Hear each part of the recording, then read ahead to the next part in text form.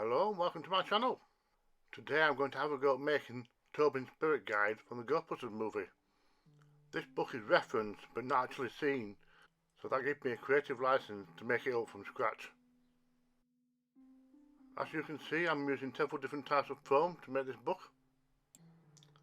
This soft stuff will form the core of the book, and it will be lined with the 1mm foam which will represent the pages, as this book won't actually be able to open, it's just for shelf display. This thicker foam will form the basis of the cover. This is of a higher density, which means I can do more with it, such as carve it out. So I just need to cut two pieces out and make them slightly larger than the centre piece, and that way I can make a sandwich. I then cut out a smaller section for the spine. I have this steel brush which I'm going to scrape across these strips, and this will help represent the sheets of paper inside. I have a strip for the top and bottom and one for the side. Contact cement works very well with foam, so with that I apply the strips to each side. I find it easier using the cutting mat to line it up.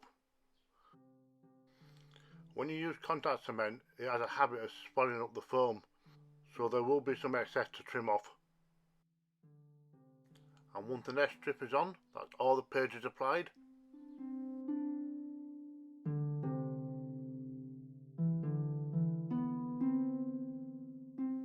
Then next I mark out the alignment for the cover. There needs to be a small overlap, and I don't have a large margin for error. I've already applied contact cement to both halves, so it's just a matter of aligning it up and then pressing it down.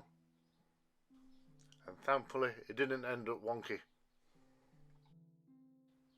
And then I repeated the same process for the other cover.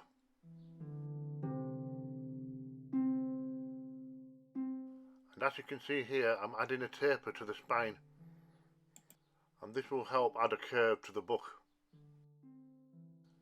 And then it's just a matter of gluing it in place.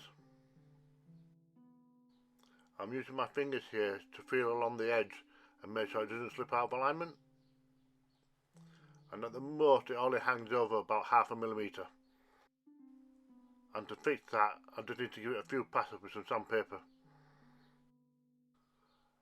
And this will also get rid of the excess glue which has spilled out.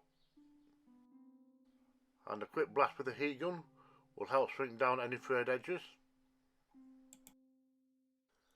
And now comes the scary part, designing the front cover. I've already come up with a basic picture design, and now I'm using the stencil set to mark out the wording. And this is not easy to get the spacing and the alignment right. Then using a blade, I cut out the letters.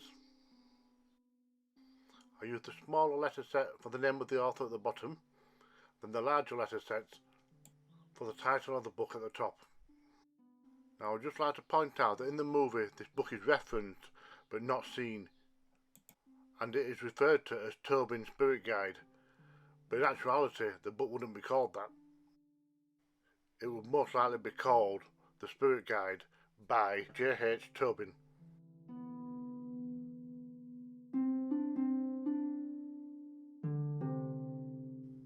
There's just one more piece of detail to make and add, and those are the ridges along the spine, which are commonplace on all books, and they're there basically to add strength to the bindings. I'm going to make 5 altogether. I'm using this 1mm craft foam to do that. And as with the spine itself, I'm also tapering the edges, as I don't want these to look too blocky and I like them being stuck on. And you should just be able to see the taper on this close-up. And here's roughly where it will sit. And I tried to apply the contact cement as accurately as possible so there's not much overspill, and that should reduce the amount of time spent cleaning it up. Then it's just a matter of lining up the strips and getting them as accurate as possible.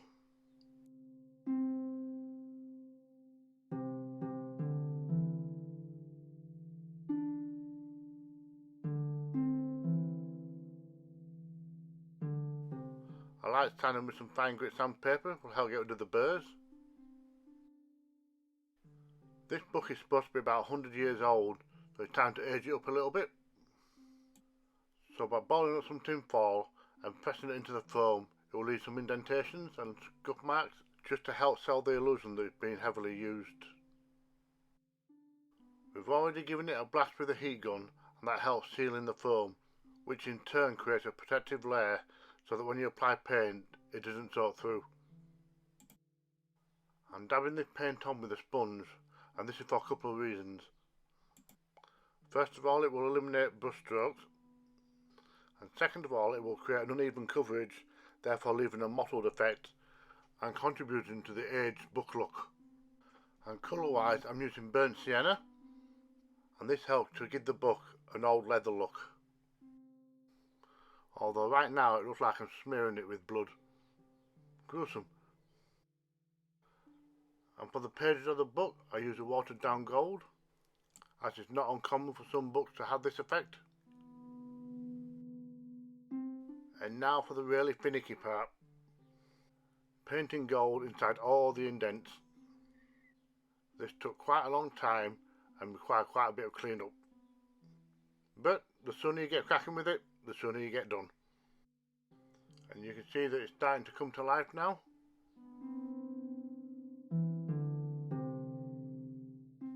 So once this is done, I neaten up all the edges, and then I can seal in all that paint with the matte sealer. And there we have it, Tobin's Spirit Guide. And don't forget, even though they refer to it as Tobin's Spirit Guide in the movie, doesn't mean that's what it was called. More realistically, it would have been along the lines of what I've named it, which is The Spirit Guide by J.H. Tobin. And once again, this is an interpretation. I would never see the book in the film, but it looks authentic on my bookshelf, and that's what I was going for.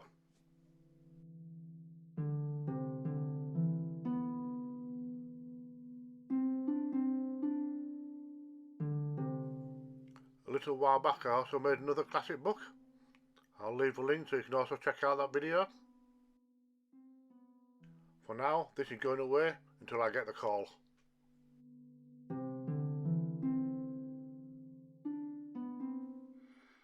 Thank you for watching. Don't forget, if I can do it, so can you.